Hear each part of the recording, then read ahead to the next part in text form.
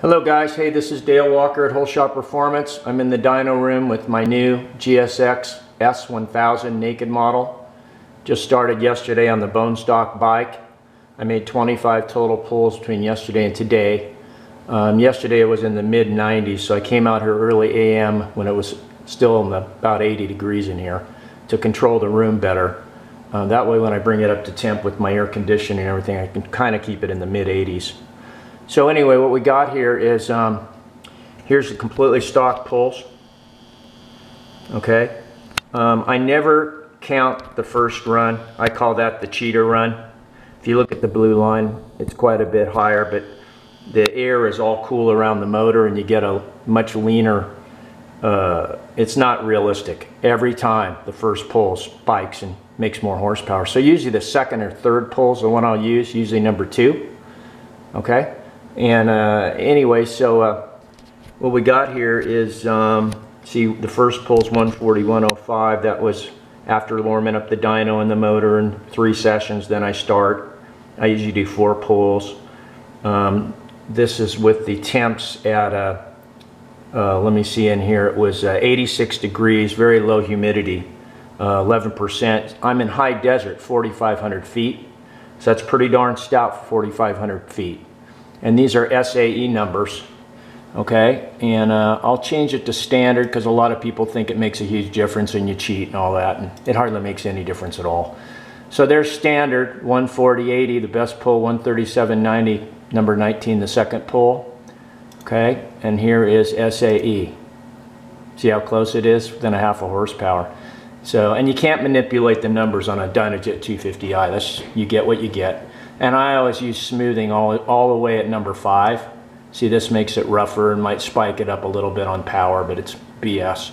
So I go full smooth, and on this bike I'm going to use SAE. Let me show you 4 other pulls in a session. Let's see here, I'm going to get rid of these completely. And then I'm going to go to my very last session, number 23 to 25. Let me see here, make sure I'm right on that. 22, 23, 24, 25. Okay, I had the room within 1 degree. That was also 87.8 degrees, 11% humidity. You got to be on the money or you don't repeat. It's total BS. You read all these dyno charts on the internet and you know, you can be the hero and show 1 or 2 runs, but unless the thing repeats consistently, you're pissing in the wind. So here we go here. So I'm almost 141 again on the first one, see? And then we got the 137, 136, 135 where it's really hot in the room then. It's mostly the air around the motor. It's, you know, it's over 90 degrees by the time I get done. So I'll show you just a couple things here. Let's go, let's show you the air feel real quick. I don't want this movie to be too long.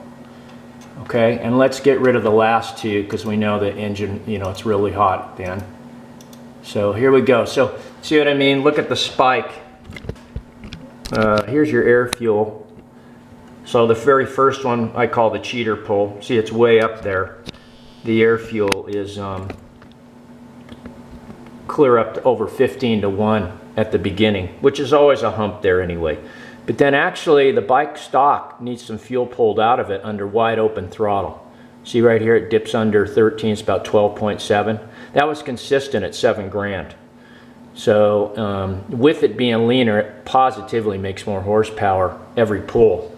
So we'll see. Once I get my tuner on the bike, the Holeshot Super Tune Pro I'm working on, we'll see what we can do. So that's about it. I'm going to be working on my own slip-on and probably do the Aero Holeshot combo on this one. So, but first we'll get the tuner on there, see what I can do. Slip-on and stock muffler tune should be the same. And I'll get rid of the glitch. They're super lean at light cruise and idle.